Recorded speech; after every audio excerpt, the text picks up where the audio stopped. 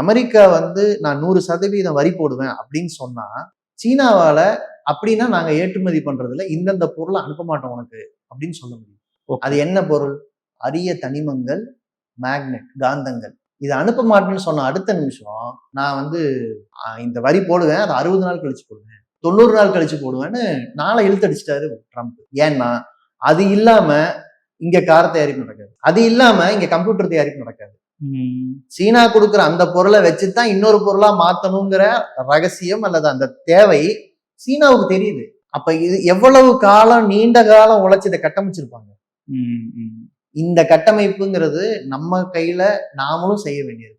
நாம வந்து இராணுவத்தை வச்சு மட்டுமே உலகத்தை ஆள முடியாது. அதனாலதான் நான் ஆரம்பத்திலே சொன்னேன், வாருங்கிறது மட்டுமே ஒரே வழிமுறை உலகத்தை ஆதிக்கம் செய்வதற்கோ அல்லது உலகத்துல தாக்கம் செலுத்துவதற்கோ என்ற காலம் முடிந்து விட்டது. வார் வந்து அழிக்கும்.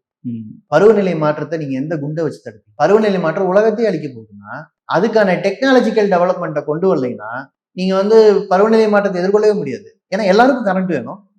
எல்லாரும் கரண்ட் வேணும்னா எல்லாருக்காகவும் நீங்க நிலக்கரி எரிச்சுதான் ஆகணும். நிலக்கரி எரிச்சா உலகத்துல பருவநிலை மாற்றம் வரும். அப்ப நீங்க நிலக்கரியை எரிச்சு எவ்வளவு மின்சாரத்தை உற்பத்தி பண்றீங்களோ அதுக்கு சமமான மின்சாரத்தை காற்றாலை மூலமா எடுக்கணும், சோலார் மூலமா எடுக்கணும்னா சோலார் டெக்னாலஜி உங்களுக்கு டெவலப் ஆகணும் இல்ல, காற்றாலை டெவலப் ஆகணும் இல்ல, கடல்கள்ல கடல் பரப்புல நீங்க வைக்கலாம், அது டெவலப் ஆகணும் இல்ல. இன்னைக்கு சீனா எந்த எல்லைக்கு போறாங்கன்னா ஸ்பேஸ்ல போடலாமான்னு டிஸ்கஸ் பண்ணிட்டு இருக்கு. ஏன்னா அங்க வந்து மேகம் மறைக்காது சூரியனை. அப்ப அங்க இருந்து கரண்ட்டை எப்படி எடுத்துட்டு வரலாம்னு யோசிக்கிறாங்க. இது ஏதோ சீனாக்காரங்களோட பெருமை கிடையாது, இதுதான் சயின்ஸ். சயின்ஸ் எங்கெல்லாம் வாய்ப்பு இருக்கோ அங்கெல்லாம் நம்மளாம் எக்ஸ்பேண்ட் பண்ண உதவும். ஆனா அதுக்கு நமக்கு பேசிக் நாலேஜ் வேணும். பேசிக் நாலேஜ் அபவுட் ஸ்பேஸ் நமக்கு வேணும். இப்ப நான் வந்து ஸ்பேஸுக்கு முதல் போனவர் யார் தெரியுமா?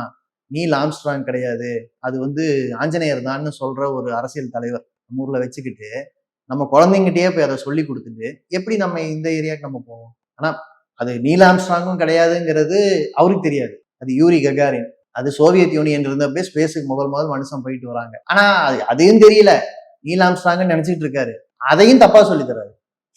ஓகே, இப்போ இங்கதான் நமக்கு சயின்ஸ் வேணும், நம்ம கல்வி முறை வளரணும், நம்முடைய இளைஞர்கள் மேல முதலீடு செய்யணும், நம்ம இளைஞர்கள் மேல நம்பிக்கை வைக்கணும், பேசிக் சயின்ஸை வளர்க்கணும். வெறுமனே தொழில் சார்ந்த அறிவு மட்டும் கிடையாது.